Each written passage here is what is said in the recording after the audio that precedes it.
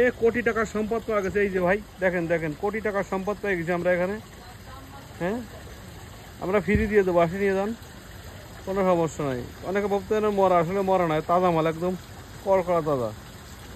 বুঝছেন, এই যে কোটি টাকার মাল, ঠিক আছে, লাগলে আমরা ফ্রি দিতে পারি।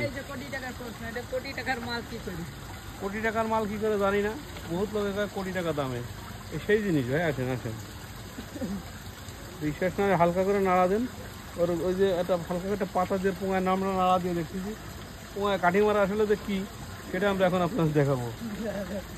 পোঙায় কাঠি মারা কাকে বলা দেখেন, আমরা এখন আপনাদের দেখাবো পোঙায় কীভাবে। অল্প ছোট্ট করে নিয়ে আসবো, ছোট্ট করে, বড়ো না, দেখলে আবার রাগ করবে, বুঝলেন। হালকা করে নিয়ে আসেন, পোঙায় কীভাবে কাঠি মারতে হয় আজকে আমরা সেই জিনিস দেখাবো।